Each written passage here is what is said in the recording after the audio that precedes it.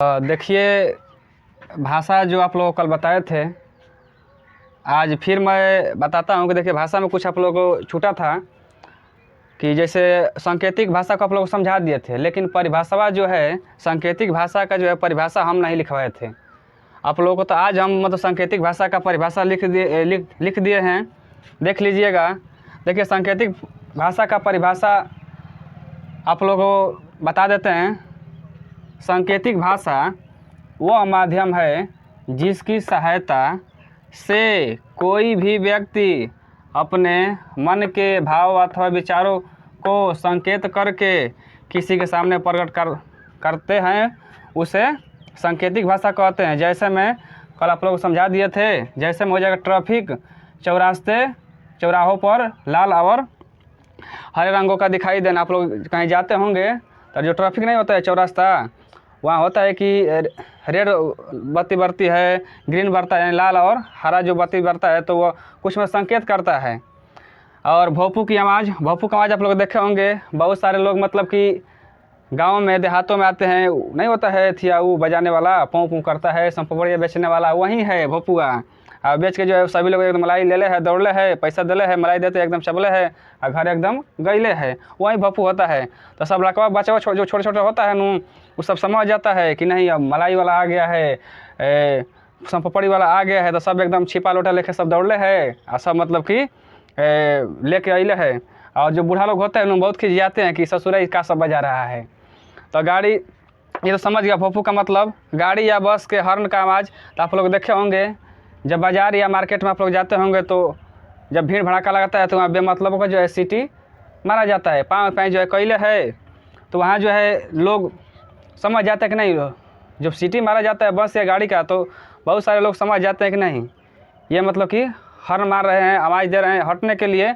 यही सब सांकेतिक भाषा है। सांकेतिक भाषा को कल और अच्छी तरह से समझा दिए थे। देखिए कुछ नोट है, इस नोट को आप लोग मतलब याद रखिएगा और यह मतलब सभी परीक्षाओं के लिए हो जाएगा। जैसे आर्मी में भी काम आएगा, वैसे जीडी में, बिहार बोर्ड मतलब कि 10वीं 12वीं या कोई भी मतलब की परीक्षा हो, इस सभी मतलब की परीक्षाओं के लिए आप लोगों के लिए उपयोगी है। तो देखिए जो नोट है तो नोट पर आप लोग विशेष ध्यान दीजिएगा, बहुत अच्छा रहेगा।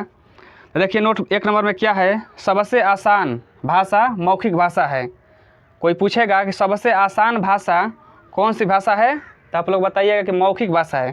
कैसे है तो कहिएगा कि ऐसे है। तो कैसे, तो ऐसे। देखिए कैसे कि जब हम मतलब कि मौखिक भाषा आप लोग बताएं कि मौखिक भाषा में कोई भी व्यक्ति हो अपने मन के भाव अथवा विचारों क्या करता है, किसी के सामने जब भी प्रकट करता है तो सिर्फ बोलकर ही प्रकट करता है। तो पढ़ा लिखा हो या ना हो, वह यानी किसी बात को जब बोलेगा तो कोई भी व्यक्ति उस के भाव को चाहे विचार को अच्छी तरह से समझ जाते हैं।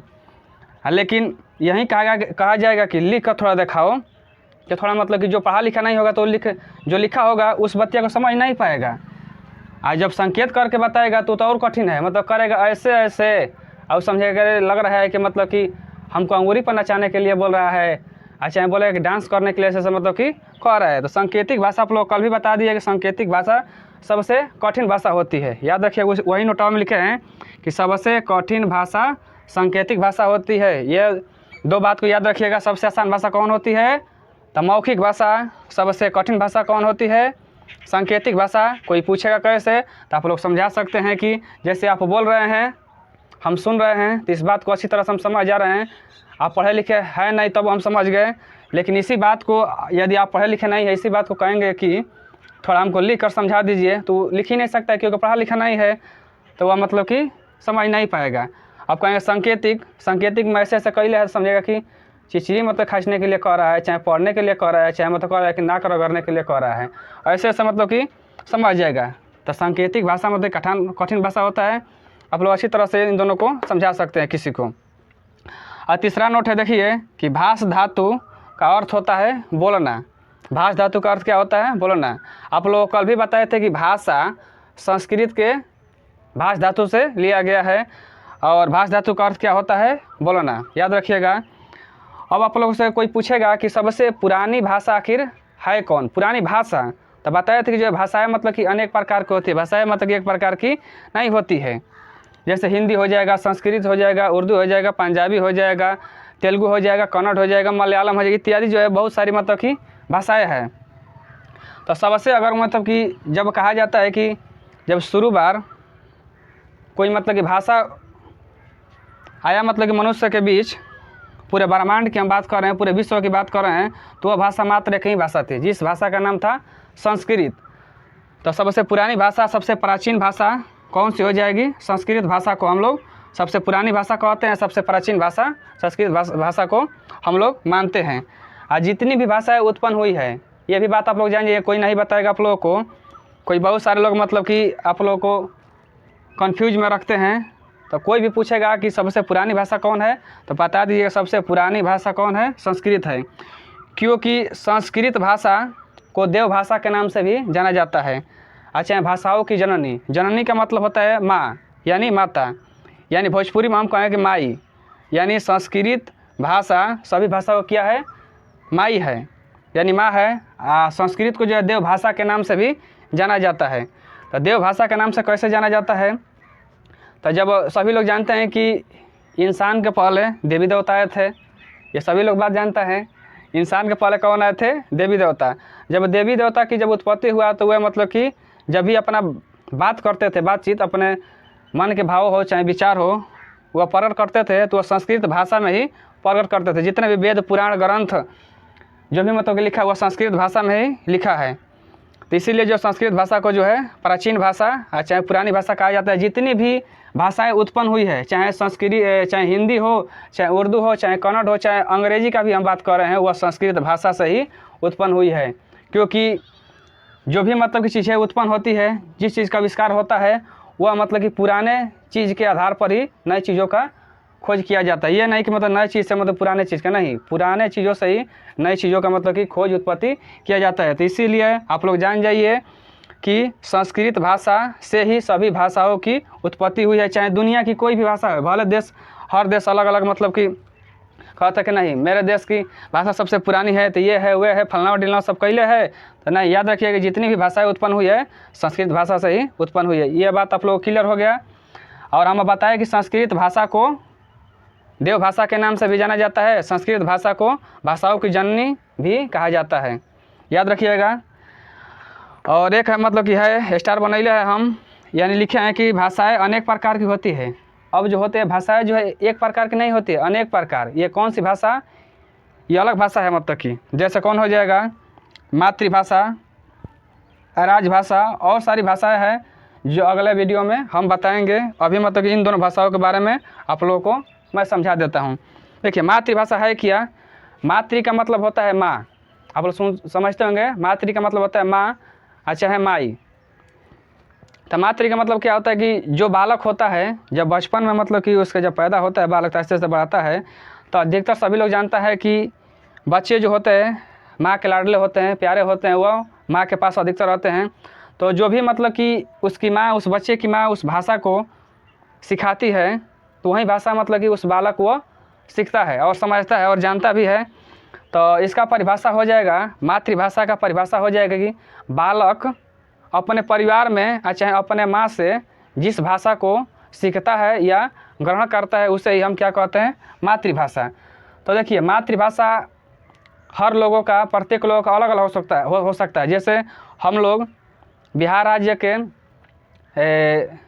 ज़िला जो है, ज़िला का नाम है हमारा आरा ज़िला। आरा ज़िला में हम लोग रहते हैं, तो हमारे आरा ज़िला में अधिकतर भाषाएं ऐसे तो मतलब कि भाषा कहेंगे तो हो जाएगा हिंदी चलती है, और जब बोली कहेंगे तो भोजपुरी। तो भाषा हम लोगों का हो जाएगा वहीं, बोली और भाषा में अंतर है। आप लोगों को कभी एक अलग से वीडियो बनाकर बता देंगे कि भाषा आखिर है क्या, बोली है क्या, ये दोनों बहुत अंतर होता है।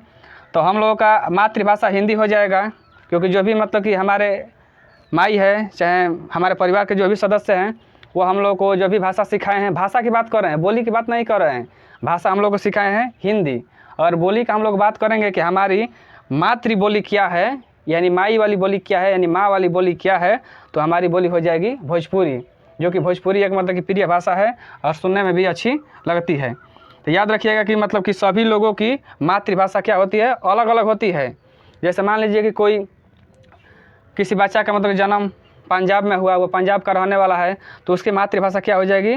पंजाबी हो जाएगी। जैसे मान लीजिए कि पाकिस्तान में हुआ, इंग्लैंड में हुआ, फ्रांस में हुआ, जर्मनी में हुआ, तो वहाँ की जो मतलब कि वहाँ की जो भाषा बोली जाती है वो उसकी माँ बोलती है, वही हो जाएगा उसकी मातृभाषा। तो ये मातृभाषा में समझ में आ गया। तो सभी लोगों की क्या होती है? मातृभाषा अलग अलग होती है, ये बात को आप लोग याद रखिएगा। अब आप लोग आ जाइए राजभाषा। आखिर राजभाषा है क्या? एक होता है राज्य भाषा, एक होता है राजभाषा। तो राज्य भाषा आप लोग को अलग वीडियो में उसका भी अलग वीडियो बना देंगे। पहले आप लोग समझिए कि राजभाषा आखिर है क्या। तो राजभाषा आप लोग गौर किए होंगे कभी कि जब आप लोग सरकारी दफ्तरों में जाते हैं, बैंकों में जाते हैं, ऑफिसों में जाते हैं, तो आप लोग देखते हैं, चाहे जो भी आप लोगों का परीक्षा चाहे एग्ज़ाम होता है, तो आप लोग देखे होंगे कि वहाँ जो है मतलब कि अधिकतर भाषाएँ मतलब कि जो होती है अंग्रेजी या हिंदी में होती है। यही मतलब कि हम भारत का बात कर रहे हैं, हर मतलब कि देश का जो है अलग अलग मतलब कि राजभाषाएँ होती है। भारत में आप लोग अधिकतर देखे होंगे कि हिंदी या अंग्रेजी भाषा की मतलब कि अधिकतर मतलब कि प्रयोग किया जाता है। सरकारी दफ्तरों में, सरकारी मतलब कि ऑफिसों में प्रयोग किया जाता है। तो राजभाषा का परिभाषा हो जाएगा कि जब किसी देश के सरकारी कामकाज में जिस भाषा का प्रयोग होता है उसे हम क्या कहते हैं? राजभाषा कहते हैं। यानी जौना देश के सरकारी कामकाज में, दफ्तर में जौना भाषा के प्रयोग होला ओकरे कहल जाला का? राजभाषा। प्रत्येक देश की राजभाषा क्या होती है? अलग अलग होती है। हम बताए नहीं कि प्रत्येक भाषा की जो है, प्रत्येक देश की जो होती है राजभाषा अलग अलग होती है। जैसे कि लिखे हैं कि भारत की राजभाषा क्या है? हिंदी और अंग्रेजी है। यही इंग्लैंड की मतलब कि हो जाएगी, इंग्लैंड की जब कहेंगे कि राजभाषा क्या हो जाएगा, वहाँ का हो जाएगा अंग्रेजी। यानी हर देश का अलग अलग मतलब की राजभाषाएँ होती है।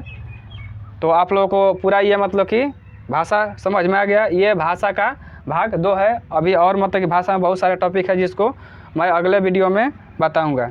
जय हिंद।